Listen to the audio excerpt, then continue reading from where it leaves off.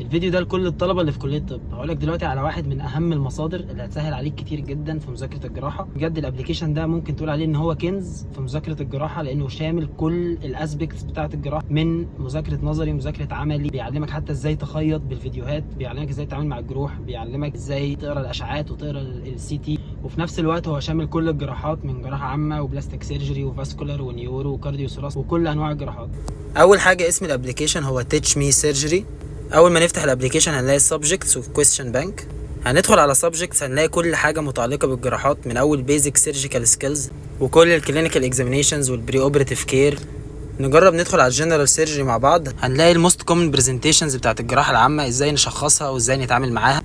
بعد كده هتلاقي كل الامراض بتاعه الجراحه متقسمه اناتوميكال. نجرب مثلا ندخل على الابدومينال هيرنيا، هتلاقيه بيشرح لك الموضوع، بيقول لك ازاي تشخصه وازاي تتعامل معاه. بعد كده هتلاقي السكشن بتاع الصور، لو في اي صور ريليتد للموضوع. نجرب